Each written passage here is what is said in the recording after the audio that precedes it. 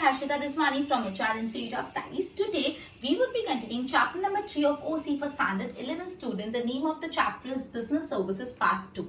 Okay तो students अपन ने last session में आरटीजीएस और एनईएफटी के बारे में पढ़ा था which is a mode of transfer, bank transfer. Okay आज अपन टॉपिक पिकअप कर रहे हैं बैंक ओवरड्राफ्ट. मतलब अपन क्या पढ़ रहे हैं, बैंक कौन कौन सी सर्विसेज हमको देता है. उसमें अपन ने ड्राफ्ट वाला पढ़ा, पे ऑर्डर पढ़ा, आरटीजीएस पढ़ा, एनईएफटी पढ़ा. अब अपन पढ़ रहे बैंक ओवरड्राफ्ट. मैं आपको पहले सेशन में भी समझा चुकी कि बैंक ओवरड्राफ्ट क्या होता है. वापस एक बार समझते हैं.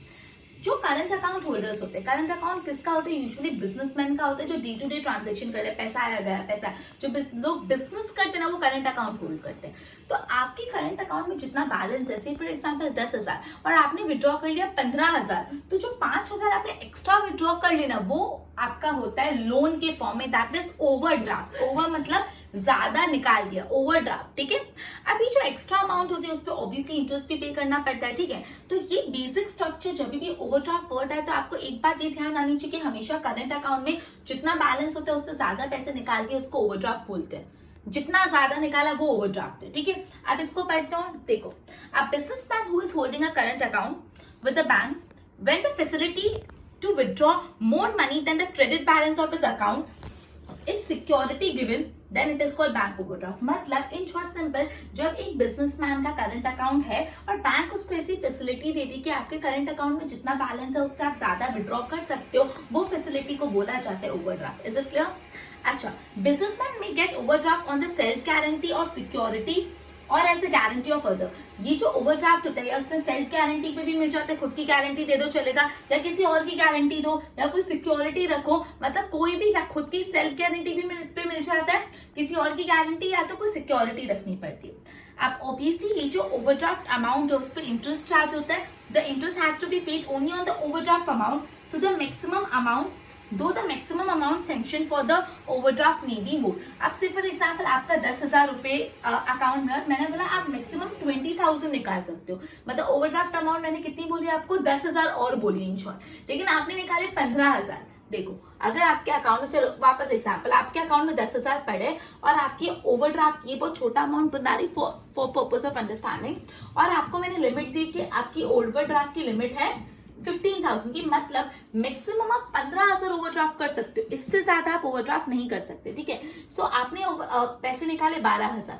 ठीक है. तो आपको इंटरेस्ट किस पे करना पड़ेगा, 10,000, 12,000 की 15,000, तीनों पे किसी पे भी नहीं. आपने कितना एक्स्ट्रा निकाला, 10,000 से 12,000, 2,000 एक्स्ट्रा निकाला, तो ये 2,000 पे इंटरेस्ट लगेगा. ये 5,000 पे नहीं, आपको एक्स्ट्रा 5,000 निकालना अलाउड था, लेकिन आपने निकाला 2,000, तो जितना एक्स्ट्रा निकाला उस पे ही ब्याज चुकाना पड़ता है. यही बात मैं समझा रही हूँ. पहले मैक्सिमम आपकी जितनी भी लिमिट है, लेकिन आपने जितना एक्स्ट्रा निकाला है उस पे इंटरेस्ट चुकाना है. सो overdraft, is it clear? Overdraft, जब आप एक बिजनेसमैन हो, आपके पास करंट अकाउंट है और आपके बैंक ने आपको फैसिलिटी दे रखी कि आपके करंट अकाउंट में जितना क्रेडिट बैलेंस है उससे ज्यादा पैसा निकाल सकते हो up to the limit specified, उसको बोलते हैं ओवरड्राफ्ट. ओवरड्राफ्ट अमाउंट पे इंटरेस्ट पे करना पड़ता है. क्लियर? अब नेक्स्ट टॉपिक है, नेक्स्ट सर्विस जो बैंक हमको देती है वो है CC, that is cash credit. Again cash credit businessman लेते हैं. Businessman day to day, it's a kind of day to day loan. मतलब समझो, day to day business activity करने के लिए जो लोन, मोस्टली जो बिजनेसमैन है उनका सीसी अकाउंट चलता है, कैश क्रेडिट अकाउंट, जो वर्किंग कैपिटल होता है ना उसके लिए. अब यूजुअली जो कैश क्रेडिट अकाउंट के लिए सिक्योरिटी है स्टॉक की देनी पड़ती है. स्टॉक मतलब जो आपके पास सामान पड़ा है कि भाई ये मेरे पास सामान पड़ा है, आपको बैंक वालों को स्टॉक की गारंटी देनी पड़ती है. ये सामान है, इसको बेच खरीद के मैं पैसा कमाने वाला हूं, तो आपको स्टॉक का हाइपोथिकेशन करना होता है. तो देखो, the loan provided to the businessman for the growth and development of business considering the stock and collection of money. मतलब बैंक बिजनेसमैन को लोन देती है उनके ग्रोथ और डेवलपमेंट के लिए, कि बिजनेसमैन अपने बिजनेस को और बढ़ा पाए, उसके लिए बैंक लोन देती है. लेकिन बैंक देखती है कि उस बिजनेसमैन का स्टॉक कितना है और ड्यू कलेक्शन कितना है. ड्यू कलेक्शन मतलब डेटर, कितना पैसा कलेक्ट करना बाकी है. मतलब स्टॉक और डेटर्स को देखते ही भाई इतना स्टॉक पड़ा, इतना देना बाकी, मतलब अच्छी पार्टी है, आई मीन इतना लेना बाकी है, तो फिर वो लोन देगी. सो जब भी बैंक कैश क्रेडिट देती है ना कोई बिजनेसमैन को, तो उसका स्टॉक और डेटर देख के देती है. डेटर के बदले यहाँ पे वर्ड यूज किया due collection, obviously collection, right. In this kind of loan the stock of goods remain under hypothecation. मैंने आपको बताया किस चीज को गिरवी रखा जाता है, स्टॉक ऑफ गुड्स हाइपोथिकेट होते हैं, मतलब गुड्स का जो स्टॉक है उसके बेसिस पे लोन मिलता है। आप बिजनेस में आप गए बैंक के पास, मुझे लोन दे दो, बैंक बोले आपका स्टॉक है, बोले स्टॉक तो नहीं, ऐसे ही लोन चाहिए। सो क्या आपको, मैंने कहा अ बिग नो, हमेशा सीसी के लिए स्टॉक हाइपोथिकेट करना पड़ता है। Rate of interest is paid by business unit according to amount and time use for loan as decided earlier. अभी कैश क्रेडिट पे ऑब्वियसली लोन पे करना, सॉरी इंटरेस्ट पे करना पड़ता है, कितने टाइम के लिए पैसा यूज किया, कितना यूज किया, डिपेंडिंग अपॉन बैंक के साथ जो टर्म्स है। क्लियर? सो सेकंड एक और सर्विस आज अपन ने पढ़ी cash credit. Cash credit again businessman अपने ग्रोथ और डेवलपमेंट के लिए लेते हैं।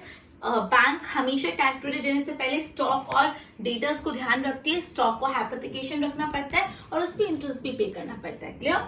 सॉरी, ओवरड्राफ्ट पे इंटरेस्ट पे करना पड़ता है। And the last service provided by bank which is very simple, loan. We all know that loan तो बैंक से लेने जाते ही है ना, लोन तो एक सर्विस है जो बैंक हमको दे रही है।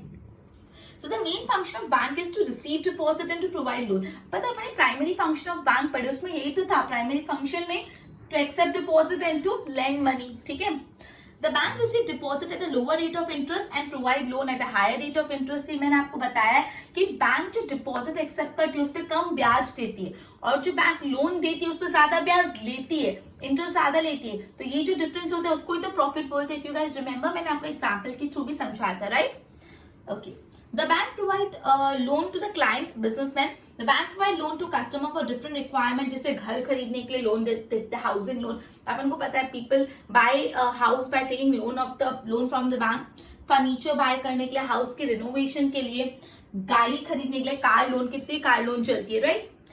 If the advance is for long term and the amount repayment is paid fully at a time or at a regular term installment, it is called loan। If the advance is for long term, advance मतलब जो loan दे रहे हैं वो long term के लिए, and the amount repayment is paid fully at a time or at a regular term installment। और ये जो पैसा है लोन के अमाउंट या तो at a time देने वाले हो या तो इंस्टॉलमेंट्स पे देने वाले हो तो उसको लोन बोलते हैं। ये डेफिनेशन याद रखनी है। अगर एडवांस लॉन्ग टर्म के लिए दिए और वो एडवांस का जो रीपेमेंट है वो एक ही समय पे हो जाएगा या तो इंस्टॉलमेंट पे होगा, उसको लोन बोलते हैं।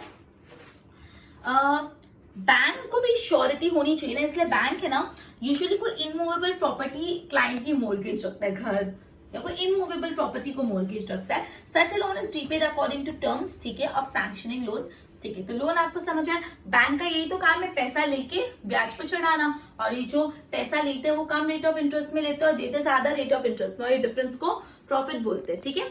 अच्छा, तो स्टूडेंट्स अभी जो अपन ने पढ़ी ना services provided by bank, bank हमको कौन कौन सी सर्विसेज देता है?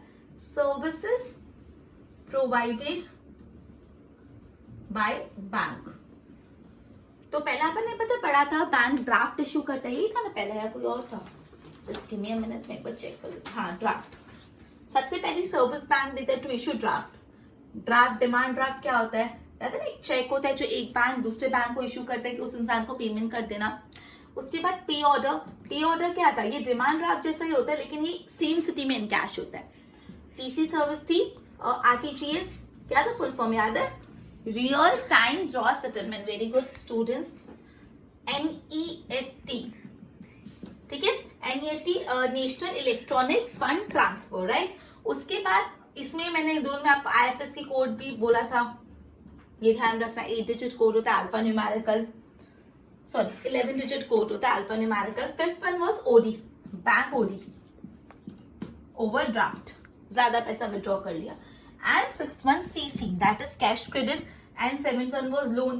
तो ये जो सेट ऑफ थे ये बैंक हमको सर्विसेज देता है। ठीक है, कंफ्यूज मत होना, ये सारे सर्विसेज थे। तो हमने ये पूरा टॉपिक कंप्लीट कर लिया।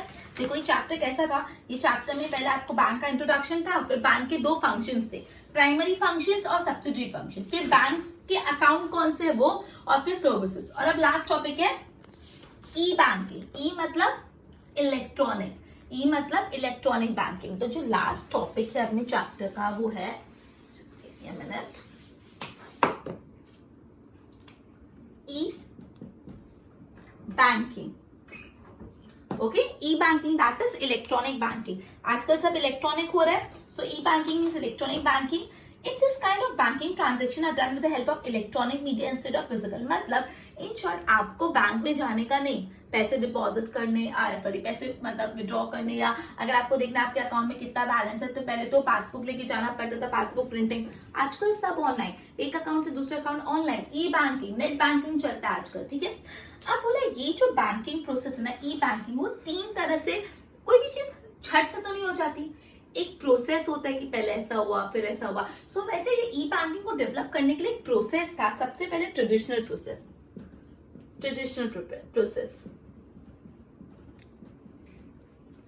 Traditional process, the transaction of bank were done traditionally and the ledgers were maintained for entries of the account. In addition to this, any other work such as keeping voucher, checking specimen signature were done without any type of machine. मतलब पहले एकदम traditional कि customer आया, पूरे बड़े बड़े ledgers हाथ से लिखते थे, कोई मशीन नहीं थी पासबुक प्रिंट करने की, सब हाथ से एक चीज देखा चलता, एकदम ट्रेडिशनल। अब फिर थोड़ा डेवलपमेंट आया तो कनेक्टिंग थ्रू कंप्यूटर, अब थोड़ा कंप्यूटराइज होने लगे कि भाई पासबुक प्रिंटिंग कंप्यूटराइज होगी, इंटरनेट आ गया, ठीक है। तो देखो कनेक्टिंग, सेकंड जो प्रोसेस है it is connecting computers through network. मतलब ये जो ट्रेडिशनल प्रोसेस था ना, वहां पे तो कंप्यूटर भी नहीं था, सब हाथ से, everything was hand written.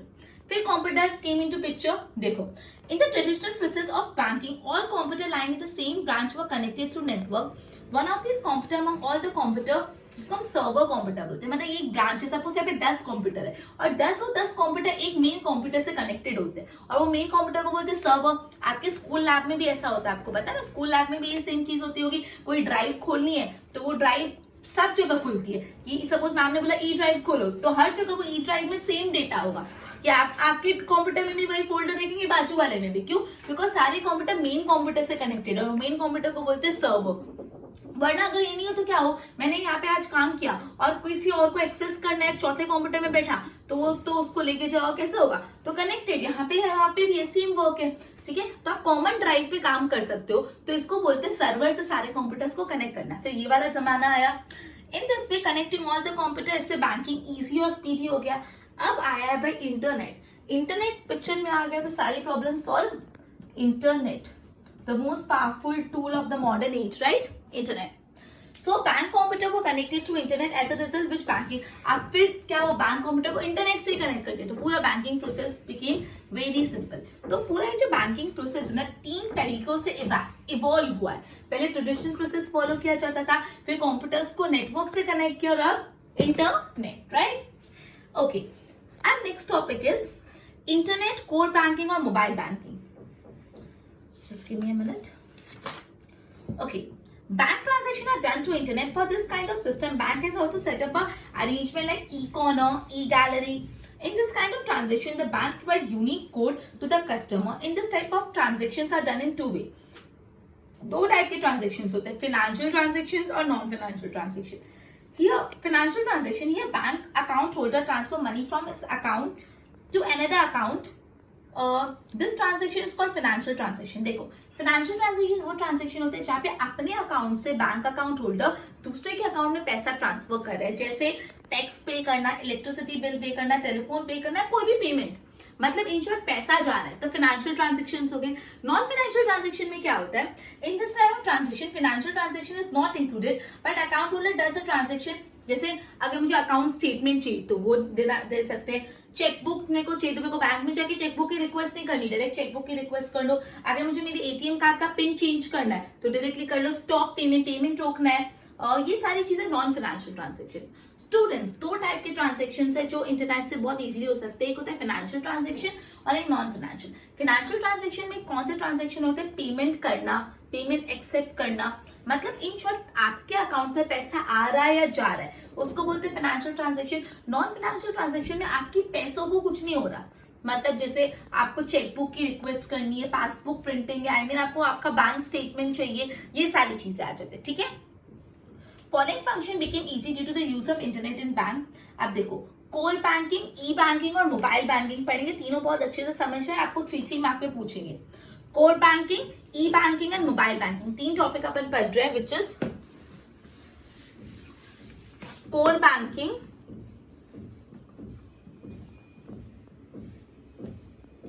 E banking and mobile banking. Okay, core banking, core in core banking, अब कोर का full form centralized online real time exchange, ये इंपॉर्टेंट है। कोर का full form, C for centralize, O for online, R for real time and E for exchange. तो ये बहुत important है। Again full form, core का full form centralize online real time exchange, मतलब सब सेंट्रलाइज हो गया, सब एक जगह आ गया। In this system, all the branches of the same bank located in different parts of the world are connected to each other. मतलब अगर से for example bank of Baroda है, ठीक है, बैंक ऑफ बड़ौदा का एक ब्रांच अडाजन में, दूसरा ब्रांच से फॉर एग्जाम्पल सैटेलाइट में, तीसरा ब्रांच से फॉर एग्जाम्पल टिपलोद में। अब ये तीनों ब्रांच, मैं सिर्फ सूरत का एग्जाम्पल लेती हूँ, तो पूरे वर्ल्ड में होता है, बट मैं सिर्फ एक छोटा सा एग्जाम्पल की तो समझाती हूँ। अब जो बैंक ऑफ बड़ौदा के तीनों ब्रांच है ना, वो तीनों ब्रांच एक दूसरे से कनेक्टेड है वाया कोर बैंकिंग, ठीक है। कोर बैंकिंग मतलब ऐसा नहीं है कि एक बैंक में कुछ हो रहा है तो उसकी डिटेल्स उधर भी चली जाएगी, उसकी डिटेल्स उधर भी चली जाएगी। So they all the branches of the same bank are connected to each other. सिर्फ इंडिया में या सॉरी सिर्फ सूरत में नहीं, पूरे वर्ल्ड में, मतलब बैंक ऑफ बड़ौदा की जहां जहां ब्रांच है ना, वो सारी ब्रांच एक दूसरे से कनेक्टेड है with the help of core banking. In the centralized server of the bank, all the details of the account of all the branches are available. मतलब ये सारी बैंक का एक सेंट्रलाइज सर्वर होता है। बैंक के सपोज 10 ब्रांचेस है, तो 10 के 10 ब्रांचेस में क्या क्या ट्रांजेक्शन हो रहे हैं वो एक कंप्यूटर को सबको उसको पता होता है। मतलब मैं सर्वर कंप्यूटर उसे फॉर एग्जांपल, तो जितनी भी ब्रांचेस में जो भी एक्टिविटीज हो रहे हैं यहाँ पे सेव है। एक सर्वर कंप्यूटर होता है, जितनी भी ब्रांचेस में जो भी काम हो रहा है वो सर्वर कंप्यूटर पे रिपोर्ट होता है, ठीक है। Entries of the transaction of an account holder of bank is recorded in the centralized server of the bank in real time. मतलब say for example Adajan branch में कोई एंट्री रिकॉर्ड हुई है, तो वो एंट्री सेंट्रल सर्वर पे चली जाएगी, मतलब वो एंट्री सेंट्रल सर्वर पे चली जाएगी, वहां पे अवेलेबल होगी, ठीक है। The change in the entry occurring in centralized server can be seen in all the branches. मतलब अगर सेंट्रलाइज सर्वर से कोई एंट्री चेंज हुई है तो सारी ब्रांचेस को पता चल जाएगा कि कोई एंट्री चेंज हुई है। The account holder of any branch can complete his transaction from any other branch. He can withdraw or deposit money or can do any transaction. अब से फॉर एग्जाम्पल मेरा अकाउंट है अगर अडाजन की कोई ब्रांच, लेकिन मैं अभी वेसू हूँ, तो क्या मैं वेसू की ब्रांच से ट्रांजेक्शन कर सकती हूँ? कर सकती हूँ, क्योंकि सब सेंट्रलाइज कनेक्टेड है। समझ आ रहा है? मतलब मैं मेरा बैंक ऑफ बड़ौदा में से फॉर एग्जाम्पल अकाउंट है और वो अडाजन ब्रांच में, मेरा अकाउंट अडाजन ब्रांच पे, लेकिन मुझे कोई ट्रांजैक्शन करना है वेसू ब्रांच पे, तो मैं कर सकती हूँ, यस, क्योंकि बैंक ऑफ बड़ौदा सेम है और सारी ब्रांचेस ऑनलाइन सर्वर के थ्रू, सेंट्रलाइज सर्वर के थ्रू कनेक्टेड है, ठीक है। Thus account holder becomes a customer of bank and not that of branch. ये ध्यान रखना, मतलब मैं बैंक ऑफ बड़ौदा की कस्टमर हूँ, ना bank of Baroda Adajan branch की कस्टमर हूँ। तो जो कस्टमर होता है वो कोई ब्रांच का कस्टमर नहीं होता, पूरी बैंक का कस्टमर होता है, कोई भी ब्रांच हो पे, ठीक है। The process can be done in different branches because of this arrangement. Like इसे टाइम एक्सपेंस सब से होता है, मुझे अर्जेंट कुछ बैंक में काम है, मैं अडाजन में नहीं हूँ तो मेरा काम ही अटक जाए, नहीं, लेकिन मुझे देख रहा है बाजू में कोई ब्रांच है तो मैं उससे ट्रांजेक्शन कर लूंगी, कोई तकलीफ नहीं, तो मेरा टाइम मनी दोनों बचा, ठीक है। तो सबसे पहले अपन ने कोर पढ़ा, कोर बैंकिंग। कोर बैंकिंग का फुल फॉर्म है centralize online real time exchange, और इसका मेन बात ये है कि कोई भी बैंक की जितनी भी ब्रांचेस है सब एक दूसरे से कनेक्टेड होती है with the help of centralize server, ठीक है। Then is E banking. E banking मतलब क्या होता है? ई बैंकिंग का फुल फॉर्म है इलेक्ट्रॉनिक बैंकिंग। ई बैंकिंग मतलब इलेक्ट्रॉनिक बैंकिंग, ठीक है। In the present time, all the banks are connected to internet to their branches by the medium of server. So a person can withdraw or deposit money from any branch regardless of his home branch. जो मैंने आपको समझाया कि मेरी home branch अगर अडाजन है, still मैं कोई भी ब्रांच से पैसा निकाल सकती हूँ, डिपॉजिट कर सकती हूँ। Bank can establish E corners at different place by means of which customer can withdraw or deposit money from his account to his ATM. He can also know the balance in his account by the system. Because of this kind of transaction, bank also register account holder mobile number on which customer receive message whenever there is any transaction. आपको पता होगा, आपने देखा होगा आपके father mother या आपके account में कि अगर आप आपके अकाउंट से कोई पैसा निकाल रहे हो या आपके अकाउंट में कोई पैसा आ रहा है तो आपको मोबाइल पे मैसेज आ जाता है कि भाई आपके अकाउंट से इतना पैसा क्रेडिट हुआ, इतना डेबिट हुआ। तो ये इलेक्ट्रॉनिक बैंकिंग हो गया कि आपके मोबाइल नंबर पे सारा डिटेल्स आ जाता है, ठीक है। Banking world became easy because of this system. E banking से बैंकिंग आसान हो गया। अब आ जाता है mobile banking. Mobile banking is such a system through which any financial transaction is made possible from any corner of the world through electronic equipment that is mobile phone with internet. मतलब अगर आपके पास mobile है और उसमें internet connection है तो आप कहीं भी बैठ के बैंकिंग कर सकते हो। आप कहीं भी बैठ के अपने ट्रांजेक्शन, कोई जरूरी नहीं है कि बैंक के आजू बाजू होना है, घर पे होना है, ऑफिस में होना है, रास्ते में होना है, एनीवेयर, कहीं पे भी हो, in any corner of the world you should have two things, mobile phone with internet connection, दोनों चीजें, ठीक है। The person need not to have to go to bank physically in this system and can manage transaction like knowing the balance of account, paying the light bill, gas bill or any other payment. मतलब in short जिसके पास mobile banking है उसको bank में जाने की जरूरत ही नहीं, वो अपने लैपटॉप, अपने फोन, मोबाइल से बिल्स पे कर सकता है, कोई भी पेमेंट कर सकता है, बैंक की अपने आपके अकाउंट में कितना बैलेंस है, कितना पैसा आया, कितना गया, कितना इंटरेस्ट मिल रहा है, कितना चार्जेस लग रहे हैं, सब आप जान सकते हो घर बैठे बैठे।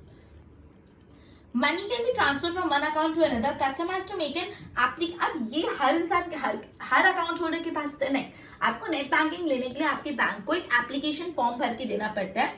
द बैंक फिर आपको एक लॉगिन आईडी पासवर्ड देगी और फिर आप ये ट्रांजेक्शन कर सकते हो, ठीक है। मतलब mobile banking that is internet banking, net banking के लिए आपको आपकी बैंक में आप अप्लाई करना पड़ेगा विद एप्लीकेशन फॉर्म कि मुझे इंटरनेट बैंकिंग चाहिए। वो आपको लॉगिन आईडी और पासवर्ड देंगे, वो लॉगिन आईडी पासवर्ड एंटर करके आप सारे ट्रांजेक्शन जो बैंक जाके करते थे वो आप अपने मोबाइल से ही कर सकते हो विद इंटरनेट कनेक्शन। तो तीन अपन ने बड़ा, कोर बैंकिंग, ई banking, mobile banking. Core banking centralized online real time exchange, सारी branches are connected with a centralized server. E banking was similar to that कि आप मोबाइल के थ्रू आपको मोबाइल में मैसेज आ जाएगा। मोबाइल बैंकिंग मतलब proper bank जाने का ही नहीं, ठीक है, जो भी ट्रांजेक्शन एक फोन पे with internet connection, login ID password होना चाहिए, सब हो जाएगा। अब और तीन सर्विसेज अपन पढ़ने वाले हैं जिसके बारे में आपने बहुत ही ज्यादा बार सुना है, ATM, debit card, credit card, right. ये वर्ड आप अपने रेगुलर लाइफ में बहुत सुनते होंगे, काफी लोगों की ने यूज भी किया हुआ होगा। So in any case we need to understand, समझना तो पड़ेगा। That is ATM, automatic teller machine, सबको ही पता है इसका full form. Debit card, credit card. चलो, ATM, full form of ATM is automated teller machine, right? The bank account holder is given this facility. मतलब आपका कोई बैंक में अकाउंट है तो आपको एटीएम देते हैं, एटीएम कार्ड देते हैं, ठीक है, एटीएम मशीन, एटीएम फैसिलिटी देते हैं। When customer needs, he can withdraw the minimum amount decided by the bank and lesser than the balance of his account. मतलब बेसिकली अगर किसी भी इंसान को कैश की नीड है and he or she is not having cash, लेकिन उसके बैंक अकाउंट में पैसा है and he is having a ATM card, तो एटीएम मशीन में से जाके पैसा निकाल सकते हैं। लेकिन एक मिनिमम रिक्वायरमेंट होता है कि सब अलग अलग बैंक का अलग अलग होता है कि दिन के 20,000 से ज्यादा नहीं निकाल सकते, या किसी का 25 होता है, किसी का 5 होता है, किसी का 10 होता है। अलग अलग बैंक का रिक्वायरमेंट होता है कि दिन के इससे ज्यादा पैसा नहीं निकाल सकते। The bank account holder can withdraw limited amount from his account under the daily withdrawal. The limitation of maximum withdrawal amount in single time is also fixed by bank. मैंने जैसे आपको बताया कि एक टाइम में कितना पैसा विड्रॉ करते हैं, एक दिन में कितना पैसा विड्रॉ कर सकते हैं, वो बैंक टू बैंक डिफर करता है। Bank provide ATM card to customer, मैंने आपको बताया एटीएम कार्ड देते हैं। The customer is also given a secret PIN. Obviously ATM card की एक सीक्रेट पिन दी जाती है, वो आप पिन डालोगे तभी पैसा निकलेगा, ठीक है, ऑब्वियसली सीक्रेट पिन दी जाती है। Money can be withdrawn from ATM of the other bank also but some extra charges to be paid. अब क्या कोई डाउट आता है, से फॉर एग्जांपल आपका बैंक ऑफ बड़ौदा का एटीएम कार्ड है, ठीक है, तो आप बैंक ऑफ बड़ौदा का एटीएम कार्ड है, लेकिन अगर आपको एक्सिस बैंक से पैसा, एक्सिस बैंक के एटीएम से पैसा निकाल सकते हो, आपका कार्ड है बैंक ऑफ बड़ौदा का, लेकिन आपके आजू बाजू कोई बैंक ऑफ बड़ौदा का एटीएम मशीन दिख नहीं रहा, तो आपको दिख रहा है एक्सिस बैंक का एटीएम मशीन, तो क्या आप उसमें से पैसा निकाल सकते हो? निकाल सकते हो, लेकिन थोड़ा एक्स्ट्रा चार्जेस पे करना पड़ता है, समझ आ रहा है? आप दूसरे बैंक के एटीएम से भी पैसा निकाल सकते हो, लेकिन एक्स्ट्रा चार्जेस पे करना पड़ता है। क्लियर? सो ये था ATM that is automatic teller machine. Bank एक फैसिलिटी देते हैं, एटीएम कार्ड देते हैं, जिस एटीएम कार्ड की मदद से आप एटीएम मशीन में से कैश विड्रॉ कर सकते हो, लेकिन एक लिमिट होती है, एक दिन में कितना पैसा निकाल सकते हो, वो लिमिट बैंक डिसाइड करती है। एक सीक्रेट पिन दिया जाता है और आपको एटीएम कार्ड दिया जाता है, आप दूसरे एटीएम से पैसा निकाल सकते हो, दूसरे बैंक के एटीएम से भी पैसा निकाल सकते हो, प्रोवाइडेड आपको थोड़ा एक्स्ट्रा चार्ज पे करना पड़ेगा। अब डेबिट क्रेडिट कार्ड, अब ना ये दोनों में हमेशा ना सबको कंफ्यूजन होता है, डेबिट किसको बोलते हैं, क्रेडिट किसको बोलते हैं, तो वो पहले कंफ्यूजन सॉल्व कर लेते हैं, फिर अपन कंटेंट रीडिंग करेंगे। देखो अब है ना, आपके अकाउंट में एग्जांपल 1 लाख रुपए और आपके पास डेबिट कार्ड है, मतलब आपके अकाउंट में पैसा है, आप अपने डेबिट कार्ड यूज कर रहे हो, डेबिट कार्ड स्वाइप करा रहे हो, और वो सपोज आपके पास 1 लाख रुपए पड़ा अकाउंट में और आप शॉपिंग करने के आपको एक 20,000 की ड्रेस पसंद आ गई, तो आपने अपना डेबिट कार्ड दिया, उससे स्वाइप करा और आपके अकाउंट से 20,000 गए, बचे 80,000। इसको बोलते हैं डेबिट कार्ड। मतलब आपके अकाउंट में ऑलरेडी पैसा है और वो पैसा आप कार्ड की मदद से निकाल रहे हो। क्रेडिट कार्ड ऐसा नहीं होता, क्रेडिट कार्ड में अकाउंट में पैसा नहीं होता, आपकी क्रेडिट वर्दीनेस के बेसिस पे बैंक आपको कार्ड दे देते हैं और उसकी लिमिट दे देते हैं। किसी फॉर एग्जांपल 1 लाख की लिमिट एग्जांपल, तो आप वो 1 लाख में से एक्सपेंस कर सकते हो, और सपोज आपने 1 लाख की लिमिट है और आपने 80,000 खर्च कर ली, तो फिर आपको 80,000 बैंक को देने के, ठीक है। मतलब डेबिट कार्ड में ऑलरेडी पैसा होता है आपके अकाउंट में और वो यूज करो। क्रेडिट कार्ड में अकाउंट में पैसा नहीं है, लेकिन आपको बैंक ने क्रेडिट दे दिया, मतलब लोन दे दिया काइंड ऑफ, कि ले लो फिर बाद में दे देना। डेबिट कार्ड में अकाउंट में ऑलरेडी पैसा होता है और आप उसको यूज करें, लेकिन क्रेडिट कार्ड में पैसा नहीं होता, बैंक आपको क्रेडिट देती है क्योंकि आपकी क्रेडिट वर्दीनेस बहुत अच्छी, ठीक है। आप कंटेंट पढ़ते हैं, क्रेडिट कार्ड पहले पढ़ते हैं। This type of bank card has been used widely from the end of 20th century. An account holder or any person can apply to bank and can demand credit card. जो account holder है या कोई भी इंसान bank को apply कर सकता है क्रेडिट कार्ड के लिए। The bank conduct a systematic study of credit of the person, like how much debt can be repaid by him through his card. अब आप बैंक के पास बोला क्रेडिट कार्ड दे दो तो आपको दे देंगे? नहीं, पहले जो भी क्रेडिट कार्ड के लिए अप्लाई कर रहा है ना, उसकी क्रेडिट वर्दीनेस जानेंगे कि ये बंदा पैसा चुका भी पाएगा कि नहीं, ठीक है। दैट पर्सन माइट, मतलब क्या उनकी क्रेडिट वर्दीनेस इतनी है कि जितना क्रेडिट लेंगे उतना रीपे कर पाएंगे, ओके।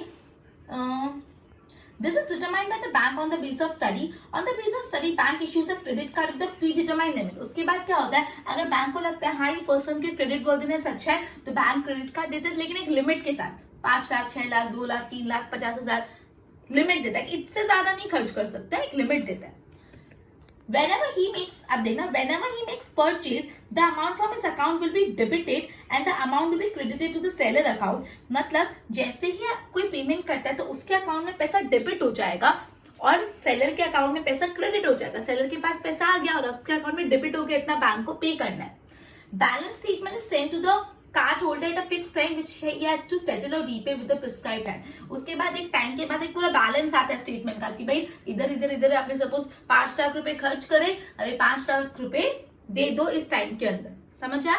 मतलब क्रेडिट कार्ड में बैंक अकाउंट होल्डर के पास ऑलरेडी अकाउंट, वो अपने अकाउंट का पैसा नहीं यूज कर रहा, वो बैंक का पैसा यूज कर रहा है, काइंड ऑफ लोन लेके, मतलब इन ब्रॉडर पर्सपेक्टिव अगर हम देखें तो, ठीक है। और at the end of the predetermined time वो पूरा स्टेटमेंट आता है उतना बैंक को देने का। अब debit card, this card can be used as a place where there's an arrangement to do transactions to debit card. The cardholder makes payment of his shopping bill through his card. This card is given to seller to swipe after shopping. मतलब आप shopping में जा रहे हैं, आपने seller को अपना card दिया, सेलर आपका कार्ड स्वाइप करेगा।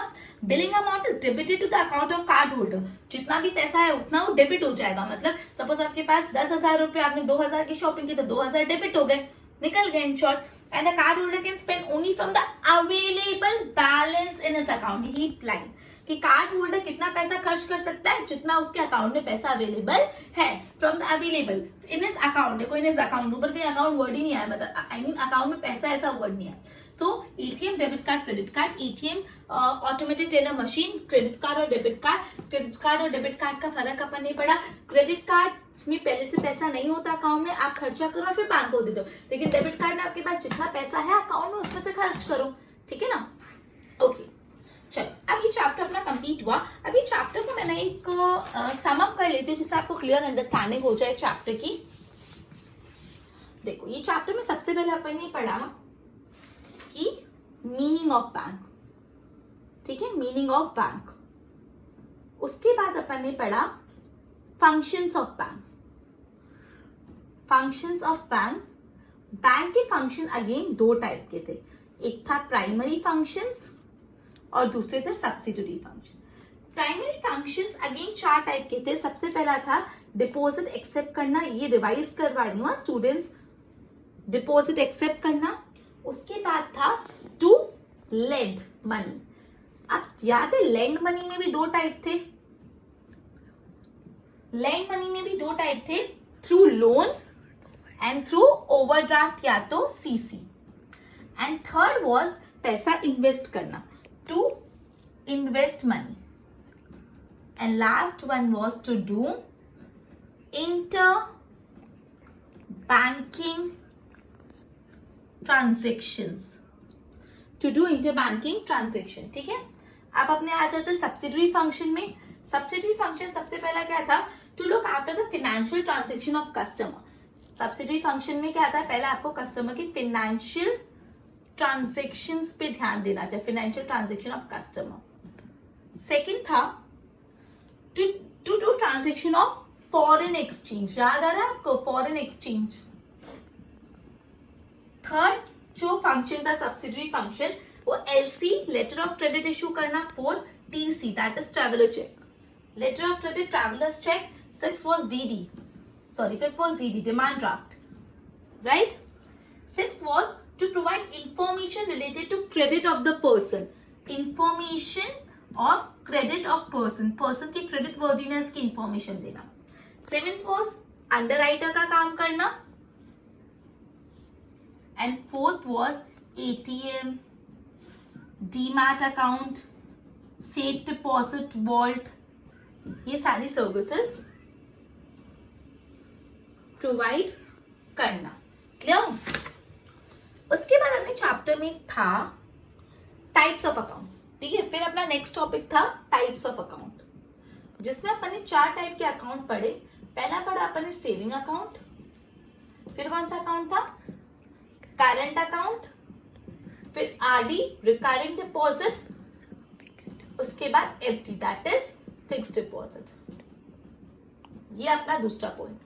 फिर अपना नेक्स्ट पॉइंट था ये चैप्टर में सर्विसेज प्रोवाइडेड बाय बैंक. ये मैंने आज ही आपको रिवाइज करवाया. पहला ड्राफ्ट इशू करना, सेकंड पे ऑर्डर जो सेम सिटी में इनकैश होता है, फिर 2 ऑनलाइन ट्रांजैक्शन आरटीजीएस और नेफ्ट,